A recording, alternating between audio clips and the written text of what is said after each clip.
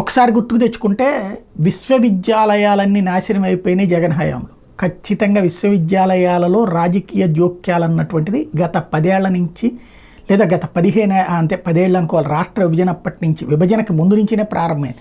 అప్పుడు ఉద్యమాల పేరుతో ప్రారంభమైంది, సమైక్యాంధ్ర ఉద్యమాలు, తెలంగాణ ఉద్యమాల పేరుతో విద్యార్థులలోకి రాజకీయ నాయకులు ప్రవేశించడం ప్రారంభించారు. అంతకుముందు చక్కగా ఆవిడ చదువుకునేవాడు, అయితే గీతే స్టూడెంట్ యూనియన్ పాలిటిక్స్ ఉండేది. కానీ మెయిన్ స్ట్రీమ్ పాలిటిక్స్ వైపుకి యూనివర్సిటీలు మార్చినటువంటిది మాత్రం రాష్ట్ర విభజన ఉద్యమాలు, అటు ఇటు అక్కడి నుంచి ప్రారంభమై ఆ తర్వాత రూటు మారిపోయి వ్యవస్థలు చిన్నాభిన్నం అయిపోయినటువంటి పరిస్థితి. అయితే తాజాగా వీటిల్లో కూడా కొన్ని సంస్థలు నడుస్తున్నాయి.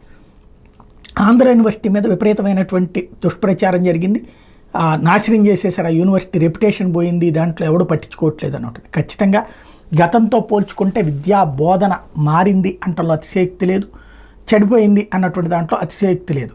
కాకపోతే అంత దేశవ్యాప్తంగా ఉన్నటువంటి పారామీటర్స్ పరంగా చూస్తే మాత్రం ఉత్తమ వర్సిటీల జాబితాలో మొదటి స్థానం ఐఐఎన్సి బెంగళూరు వస్తే, వరుసగా 6వసారి ఐఐటి మద్రాస్ మేటిగా నిలబడితే, స్టేట్ పబ్లిక్ యూనివర్సిటీ విభాగంలో అటు తెలంగాణలో ఉస్మానియా, ఇటు ఆంధ్రప్రదేశ్లో ఆంధ్ర విశ్వవిద్యాలయం 6-7 స్థానాల్లో నిలవడం అనేటటువంటిది వన్ ఆఫ్ ద ఫ్యాక్టర్. మిగతా యూనివర్సిటీలకు సంబంధించినటువంటి ఇష్యూ పక్కన పెడితే ఈ అంశంలో మాత్రం ఆంధ్ర యూనివర్సిటీ శాంతం నాశనం చేసేసాడు జగన్ అన్నటువంటి ఆరోపణ మధ్యన ఇదొక్కటి కాస్త పాజిటివ్. మిగతా యూనివర్సిటీల ర్యాంకింగ్స్ వీటిల గురించి చూస్తే అవన్నీ చెడుగానే ఉన్నాయి, గతంతో పోల్చుకుంటే బాగా తక్కువగానే ఉన్నాయి. ఒక్క ఆంధ్ర యూనివర్సిటీ ఎందుకంటే మొన్నటిదాకా కూడా ప్రచారం జరిగిన నేపథ్యంలో ఈ మార్పు అన్నది ఇక్కడ ఇంపార్టెంట్.